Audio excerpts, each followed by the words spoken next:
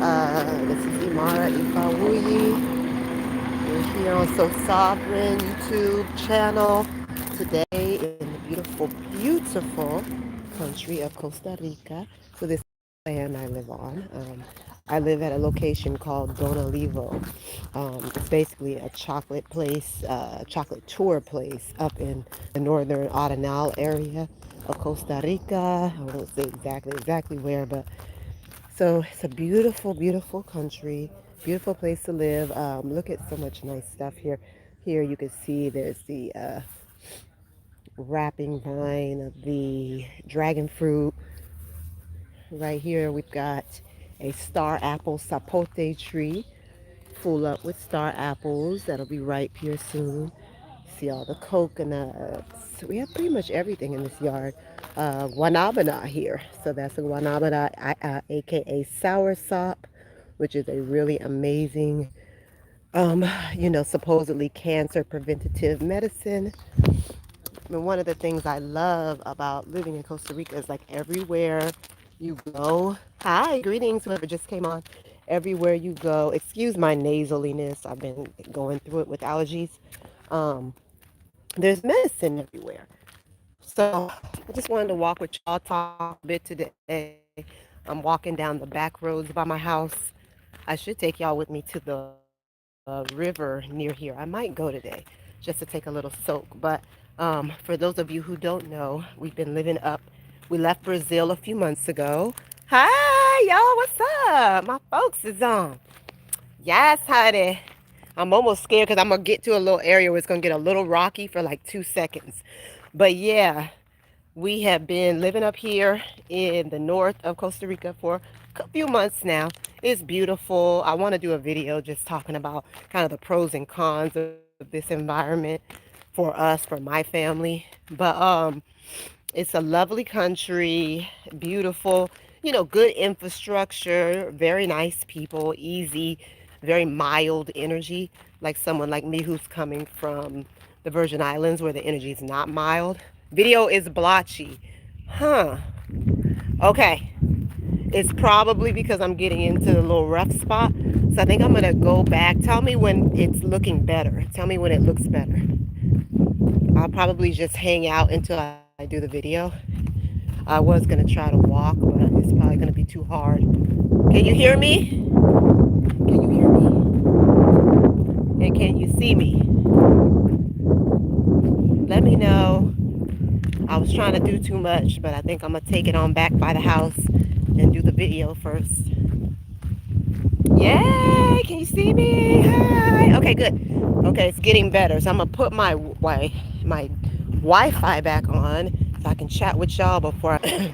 Okay, so I'm back now. Yay, I'm back. Good, you can hear me well. I tried it. I was trying to take y'all on a walk with me, but you know how it gets.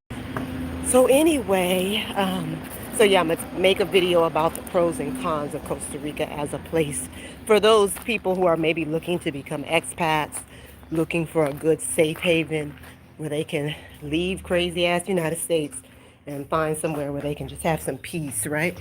So, I'm back. Yeah, so here is good. I don't think we're gonna stay. I'm still looking at the next movement, but here is good for people who just want safety. It's not that cheap. It's okay. It's not the kind of savings and the real discounted living that you would get moving to somewhere like South America in some of those countries. But it's a little cheaper than the U.S. and it has a lot of positive aspects to it. Really friendly, nice people. Costa Rica. I wouldn't say overly friendly, but like nice, like you can have a good mild experience with them. You don't walk around vigilant or hyper vigilant all the time with them because they just chill. The saying is pura vida, and I would say you definitely experience a lot of pura vida, pure life. So, what else about this place? Ask anything. Yeah, yeah, yeah. Okay, you can hear now though, Irie? And can you see me? I'm just trying to understand what's happening with the visuals and the audio. Okay, so let me know visual and audio. Hi. Y'all are so sweet. Yeah, so yeah, Costa Rica is a good option for potential expats. There's a lot of sisters I've noticed that are yay. Good sis. There's a lot of sisters I've noticed in particular and families that are moving here. And what I like about here as opposed to other parts of the diaspora where I have lived or been, particularly like I've lived in Mexico, Brazil now, parts of the Caribbean, is that uh, one is peaceful. Two is kind of outside of the whole Instagram limelight energy. So, as many of you know, many of us have moved down to Mexico in recent times, in the last 2 years since the whole fiasco, fake thing they did, right? And so, a lot of us are down in Mexico. And it's nice, but I had never had a desire to like move to Playa del Carmen, which I used to live in Tulum, which is down the road from there back in like the late 2000s, you know. So I know the energy, but I never had a sense to just go from when I left Brazil and jump back into the Mexico thing because it's too high profile, too much fakeness coming out of there from what I can see.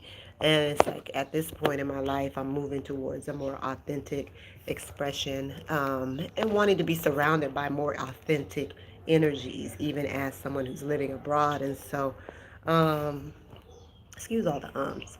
But here, there's a really lovely expat community. There's a lot of Black Americans here that are more humble. You know, they're moving with like a light foot, moving, you know, more conscientious of the environment, the people that are here, not bringing their American ways here and just thinking that that's how it's going to go.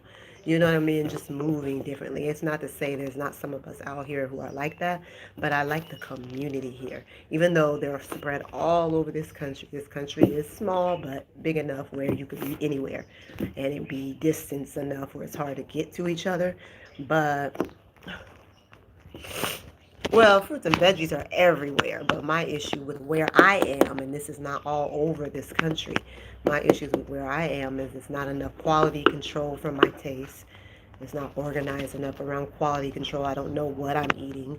You know, I don't know if you saw the beginning of this video, I showed you my yard. There's all this fruit there, but like somewhere if I was in the Caribbean, whoever was the owner of that fruit would be making sure that since I live on this property, I'm getting some of that fruit. Whereas here, the owners of the chocolate tour, you know, like I don't get the fruit. I don't get, you know, the fruit that's growing here. It looks pretty, but it's more a part of their business. You know what I mean? That they're showing people they're touring their property, but it's like the fruit's just sitting there and then they use it for the tour. So it's like certain energy, certain things, certain vibes that I'm used to having lived somewhere like the Caribbean where so we share, we exchange plants, we exchange fruits, you know, it's more subsistence farming and exchange going on. And so I love that energy.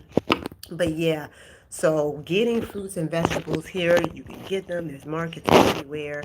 Not as many outdoor markets up north where I am. The outdoor markets are really sweet down in the San Jose area, as much as I dislike that city. Um, they still have good markets. But yeah, I would say not overly impressed with the produce and the selection of produce by any means. And then I do have access to some of the alternative food items that they have here, but it's not. Look at this, some like white Americans here just staring me down while I'm doing this because there's a lot of tours that take place here. Like, what's wrong with these people? And so, anyway, um, it's very, yeah, so not impressed. And I coming from Brazil, Brazil was like there's so much food in Brazil. Like Brazil is just a huge country. It's massive. The agriculture is massive. They've got systems and constraints and restrictions around. Okay, is this organic or inorganic? Is it GMO or non-GMO? Like it's just put together when it comes to that there. And so I loved it because I had control over what I was getting. I knew, okay, I'm getting organics here. No, this one was probably sprayed. It's like I had way more control over my food and my quality of food was up there. You know what I'm saying? Up there. I had a delivery service in the northern part of Brazil that was bringing me not only organic produce whenever I wanted, but they were bringing me organic, gluten-free, fresh baked bread that would come warm to my house. Crush me sugarcane juice, cut me coconuts and fill me up a quart or two or three of coconut water. Like any value added thing, anything I wanted that you would do at a tropical farm, I could get. You know what I mean? So it was like, and I could get it brought to my house at any time. So it's just, I had a lot of access in regards to that. So here, not impressed. I know there's other parts of this country where maybe they have it a little more regulated, especially along the coast. Because remember, Costa Rica is a big country. Most, particularly expats, are going to want to kind of flock to the coastal areas because we like the coast, you know what I'm saying? So most of us are on the coast, and those coastal cities and towns are maybe a little more put together in terms of those things because they know they're having all these foreigners from Europe and from America and Canada coming over to stay. So that's that. Yeah, ask me any questions.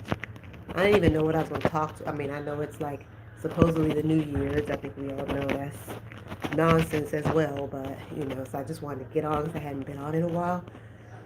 But yeah, I could just talk about Costa Rica. Up here, we have the volcano Arenal. We have a plethora of hot springs where you can come and bathe in the alkaline waters. Get your healing on if you have any kind of autoimmune disease, the MS, lupus, arthritis, anything. If you have anything that is pain related, joint related, any of those things, it's amazing to be able to come and soak in the mineralized hot springs from the volcano. So that's one of the really positive things that we have here in this area, in the area called La Fortuna, which is the main city. And then also, a lot of chocolate factory or chocolate tours, chocolate farms, what we call fincas, a lot of sloths if you're into wildlife, toucans, the most amazing birds you've ever seen. It's really a paradise of its own sort. It's not a perfect paradise for me and for my life because as my family, we're just used to having it all. We're kind of spoiled because we've lived in so many places now.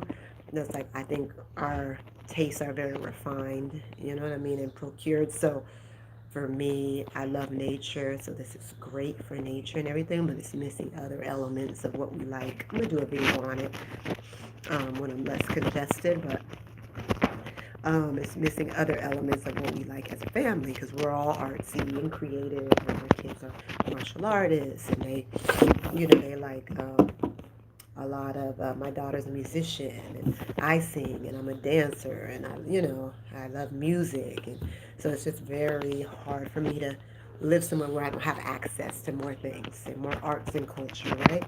So here you're not gonna see that popping out at you. Give me 1 second. Ask me any questions. Let me see if I can just mute my mic right quick.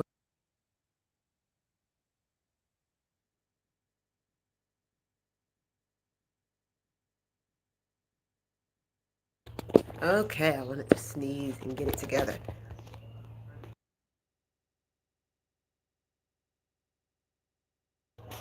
But yeah, did y'all have any other questions about Costa Rica in particular since we got off into that topic? Is anyone looking for somewhere to move? Excuse me. Anyone looking for like a place to jump off to, trying to leave America, anything like that? I mean, obviously, I don't know the whole world, but I know a lot about a lot of places because I've either stayed, lived, passed through, or have peoples that's living in a lot of the countries, particularly in Central and South America. I have a lot of data, a lot of information.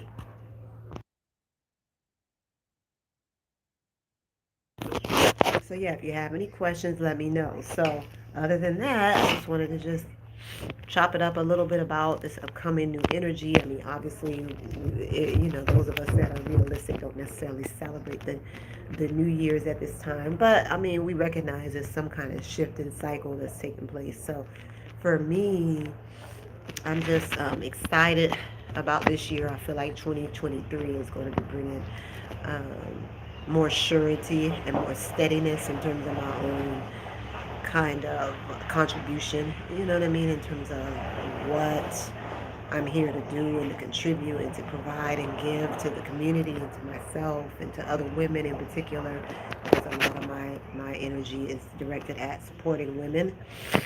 And I'm just praying that as we go into this new cycle that we can start to recognize, one, just how sick, I mean, a lot of us are as a people, especially when I think about what's happening with a lot of the brown folk in America and all of the kind of divide between genders, between everything. You got the light skin versus the dark skin. You got the men hating the women hating the men. We got everything going on, and it's really, really a sick, twisted situation.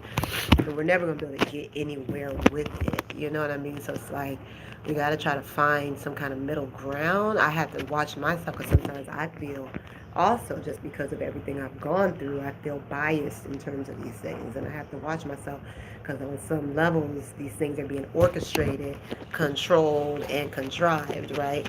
So that we can be controlled. There's always some energy of trying to control us, and wanting to channel our stuff and then kind of control the narrative in regards to how we live as a people.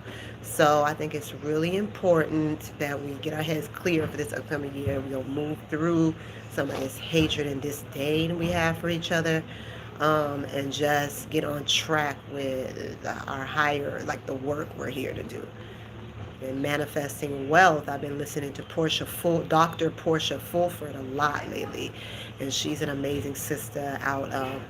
A lot of her businesses started out of Alabama, but she's based in Senegal, in Dakar right now, which is interesting because I married in Senegal, in Dakar, and have a background with having Senegalese in-laws, and just did the whole trying to be with a Senegalese man thing.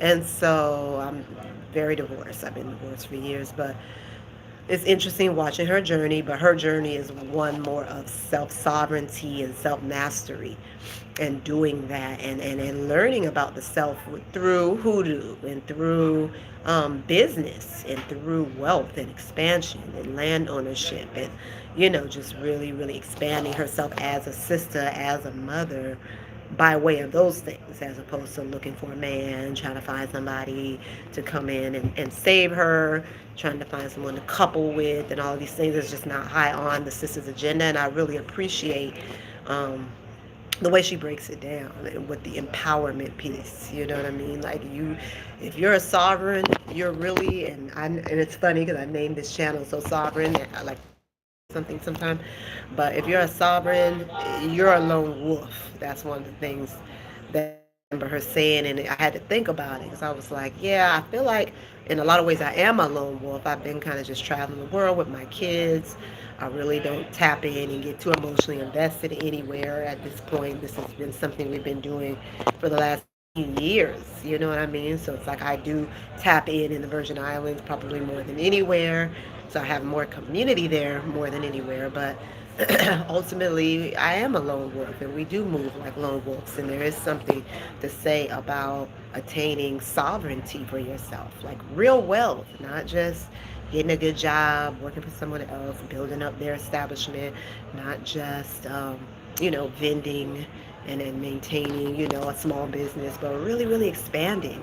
And one of the things that she names as the number one way that a sister can see herself expanding into what would be considered wealthy is through land ownership. It's not through commercial real estate, which I don't know, some of you might not know, but I'm in real estate right now, so I'm doing things around real estate investing and wholesaling and stuff like that, right?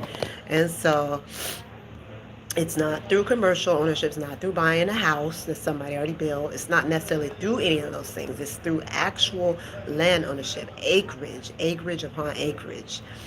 Because what it spells out, or what it means to be a landowner, you know what I mean, to be a countess, you know what I'm saying, is that you are able to then develop that land and bring forth from it certain abundance that can be replicated and done over and over again into the end of time. That you'll always be able to work with the land to bring forth more wealth into your life. And so the whole concept of wealth building and everything like that, especially for people like us who are so detached from that and who just culturally have been completely separated from the energy of wealth and building wealth and marrying based upon that. I mean, we marry for the stupidest reasons. Like we're totally on our heads as a people. And so I love her concepts of land first. And it's like really and truly until we own land and we can expand in that way, It's just we're not really doing anything. You know what I mean? Actual land. And it's funny because I've had these dreams of owning land. That's what I've dreamt about for years and years and years. And I've had chances at it, and times when I almost did it, and land deals I got in and got out of, and so many different things. But as I've been had this reiterated to me over the last few months, really watching Dr. Portia's videos, I realized I don't need to do anything until I can achieve that. You know what I mean? Achieve that. That's all I've ever really wanted. It was just to own property, to be able to say this is my realm, my region, for me to explore myself and explore nature and to see nature is so rich. There's so many ideas, so many things that can come from you, really tapping in and tuning into nature. And as someone who has made a lot of products in the past, and skincare and repellents and, distillates and essential oil, just so many things that I've worked with that are based in the natural environment. It's like I have to have my own space. I have to have my own region. So, and I've been looking at some properties up here in Costa Rica. So if anyone's interested in real estate and stuff like that, hit me up. There is a lot of opportunity here for that. I don't know that I'm interested in it at this time. I haven't really, to be honest with you, I'll probably buy some property in the Caribbean first. But in Brazil, I was up there scouting for land. I saw hundreds of different acreage of land, different spots and land setups. I didn't really like anything out there where I was in Bahia. They don't, the land don't be, they don't take care of it, right? It's something, it's not like out here. Out here, you'll see really well put together, nice plots, nice acreage that you can see. You don't got to cut through. You know what I mean? Like it's nice. It's nice here. So I think it's a good place to invest in real estate. But but yeah, so consider that if you're looking for somewhere to come where you can have peace, safety, a mild environment. Get real estate in a place that has booming business because during their tourist season, which is when it's not raining ridiculously because it rains like crazy here, which is about 4 months out of the year, we're in that season now. That's a dry season. And so during that time, they have very, very booming business here if you're in the tourism sector.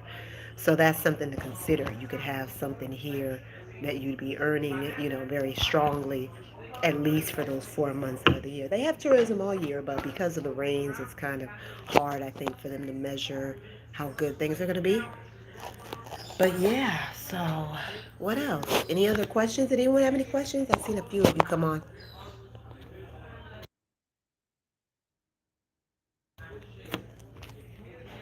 Yeah, so here we are. Let's see what we else we got around here. I'm just sticking here close to the Wi-Fi because I don't want to get into no problem. So this is the side of my spot. I don't know why there's a light on over here.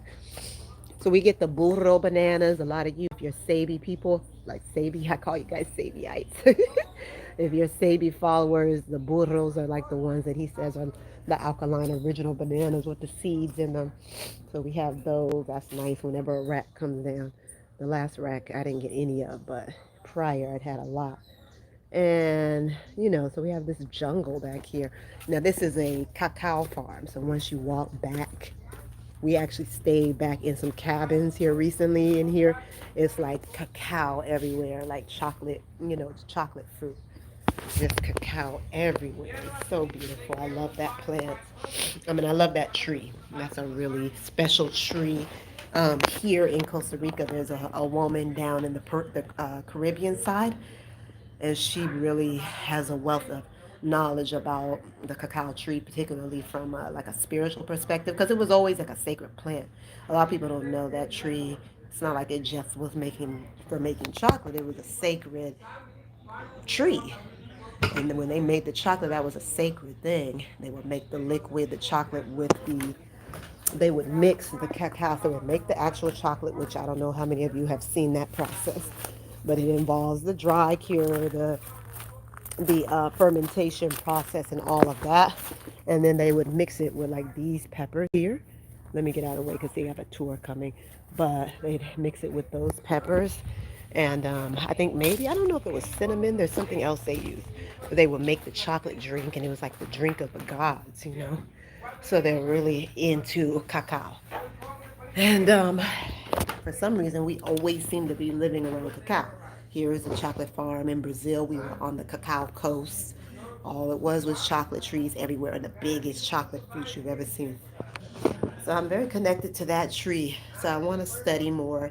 So down in the Caribbean side, I got a woman who's really versed in the ceremonial use of cacao and all of that. A lot of people don't know that you can take that as medicine as well, just like you would take, um, psilocybin, just like you would take ayahuasca or kambo or whatever you're into. You could take the cacao. It's not going to make you, you know, kind of go into a different awareness per se, but it's a certain energy in your body, and it impacts your spirit in a certain way. It's a very beautiful, harmonizing fruit to have in that form in the chocolate drink, and to just do in a ceremonial way. It's beautiful. I did a lot of ceremony with cacao in Brazil. So yeah, up here is good. Yeah, we got a big group of Americans about to pass through here. They're not all Americans, they're actually from all over the world, but yeah, so you guys, any questions you have, always feel free to write me underneath the videos. Like if you don't know what you want to talk about during the video, ask me anything. Hit me up also an email, imaraifa@gmail.com about anything. We're still offering, travel consultations, the global nomad relocation consultation.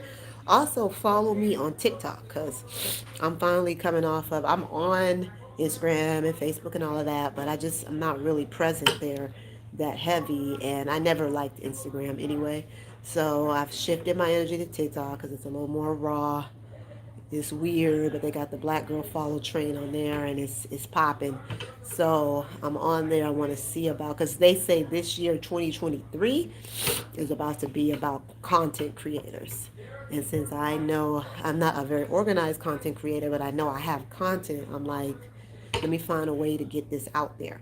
You know what I mean? So that it could be a benefit to people and it could be a benefit to me, right? So a lot of the content creation is going to YouTube and TikTok right now, from what I know.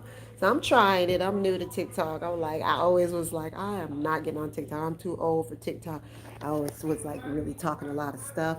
Then I got my girlfriend talked me into getting in there and trying it, and I'm actually kind of enjoying it. Kind of the latitude you have creatively, and how corny and silly it is, but kind of fun. I'm just enjoying it. So yeah, check me on there, Imara Ifawoyi Dinkins. Okay, there's a group coming through, so I'm gonna be a little bit chill for now. Buenos dias. So yeah, big group. It's like 40 people walking by my house right now, right? 50 people. It's unbelievable. But yeah, y'all.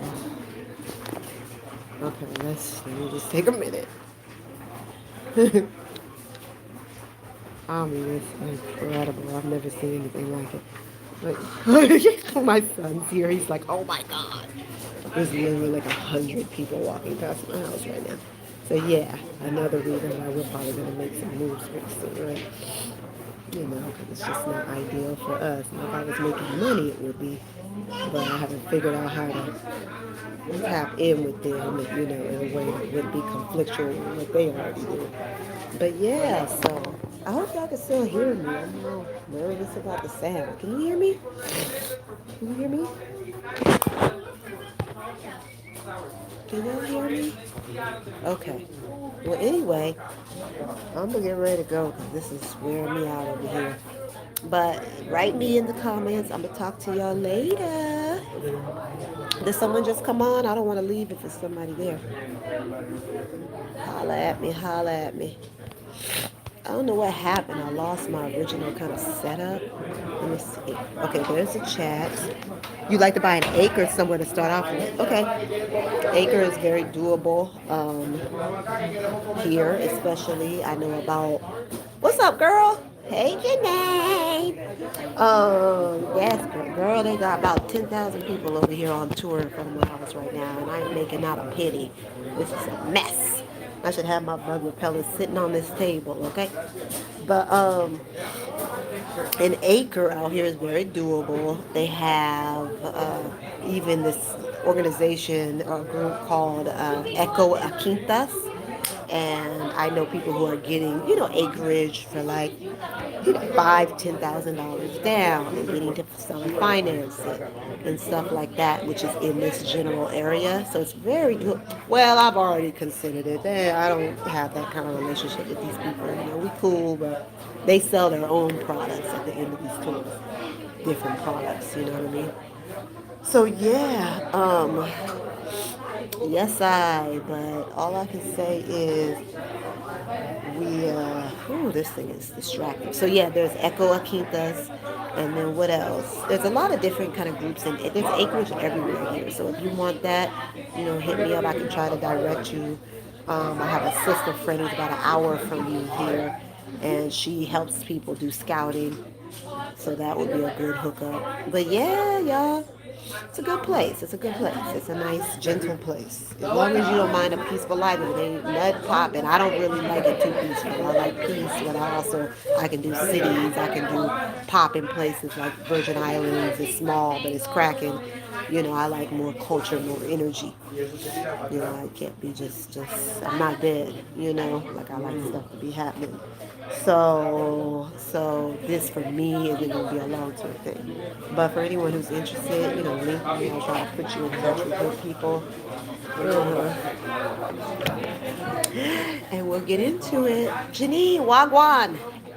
What you doing, girl? Literally 100 people. I've never seen a group this big in my life on New Year's Eve. Mind you, they don't stop. Christmas Day, baby, they have people here. Christmas Eve, people was here. New Year, they don't care. Thanksgiving, look, these people was getting their money because they get 4 months of dry weather. And then the rest of the year is, consistent downpour. So I guess they don't play the games when that dry weather is in, okay? Yeah, y'all. So anyway, I'm not seeing. Let me see, because I see my chats is not here. Girl, yes. Let me see if I missed anyone else. No. Okay. Yeah, y'all. Any more questions?